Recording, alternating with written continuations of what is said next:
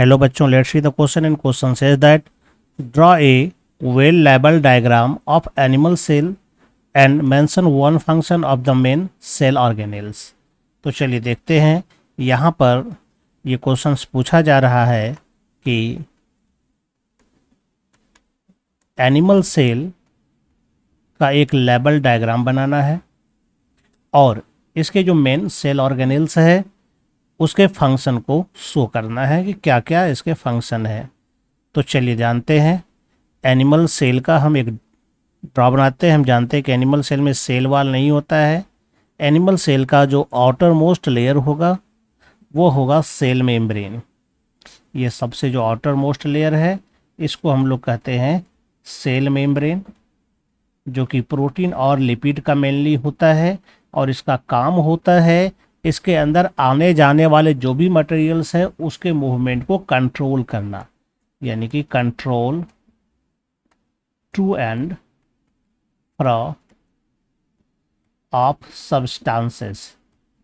जो भी मटेरियल होंगे, जो भी सब्सटेंसेस होंगे, उसके मूवमेंट को ये कंट्रोल करता है, उसके आने जाने को ये कंट्रोल करता है। इसके सेंट्रल वाले पार्ट्स में न्यूक्लियस पाया जाता है। ये न्यूक्लियस है। न्यूक्लियस में ये न्यूक्लियर मेम्ब्रेन होता है जो कि डबल मेम्ब्रेनस स्ट्रक्चर होता है। ये आउटर मेम्ब्रेन है और इनर मेम्ब्रेन है। इस न्यूक्लियस के अंदर न्यूक्लियोप्लाज्म होता है। इसमें न्यूक्लियोलस होता है, न्यूक्लियोलस, और इसके अंदर ये क्रोमैटिन नेटवर्क यानी क्रोमोसोम्स पाया जाता है। तो इस पूरे न्यूक्लियस का जो काम होता है, इसका मेन काम होता है सेल के अंदर जितनी भी एक्टिविटीज है सबको कंट्रोल करना। Control all cellular activities.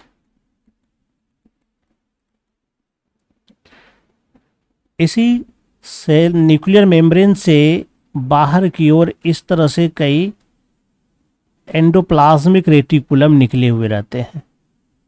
ये एंडोप्लाज्मिक रेटिकुलम सेल मेम्ब्रेन से भी जुटे हुए हो सकते हैं इस तरह से।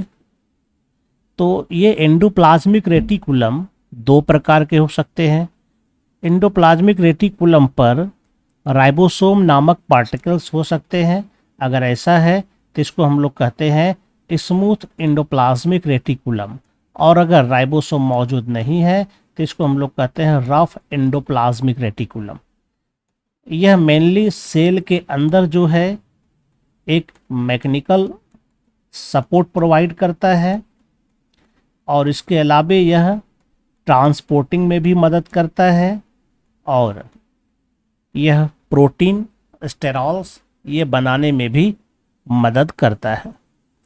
इसके अदर पार्ट्स को देखें तो इसमें जो है न्यूक्लियस के पास में वन पेयर सेंट्रियोल भी पाया जाता है। ये सेंट्रियोल है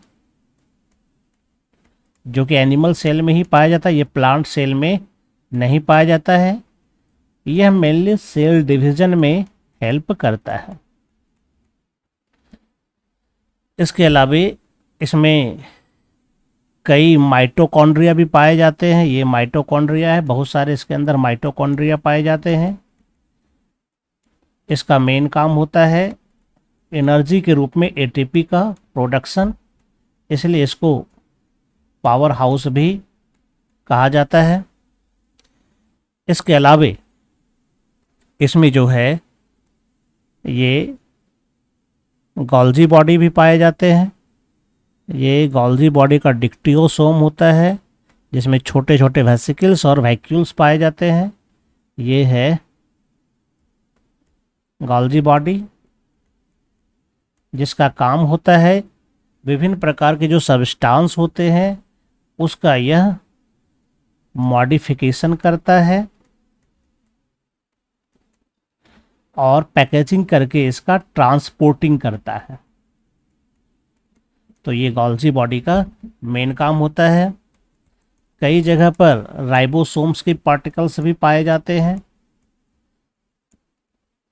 जिसका काम होता है मेनली प्रोटीन सिंथेसिस।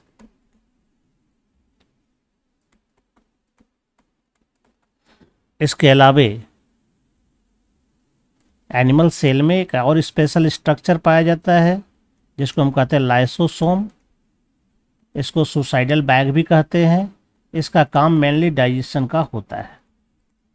तो इस तरह से हम इसमें देख सकते हैं कई प्रकार के इसमें सेल ऑर्गेनेल्स पाए। तो माइटोकॉन्ड्रिया भी है, तो कई माइटोकॉन्ड्रिया इसके अंदर पाए जाते हैं। एंडोप्लाज्मिक रेटिकुलम भी कई सारे पाए जाते हैं, कई रूपों में पाए जाते हैं। लाइसोसोम भी है, गोल्जी कॉम्प्लेक्स भी होते हैं। तो बहुत सारे पार्ट्स हैं और सबके ये इम्पॉर्टेंट काम है, जिसमें गोल्जी बॉडी हो गया, सेंट्रियोल्स है, लाइसोसोम है, माइटोकॉन्ड्रिया है, एंडोप्लाज्मिक रेटिकुलम है, राइबोसोम्स है, न्यूक्लियस है। ये सारे मेन सेल ऑर्गेनेल्स है सेल के।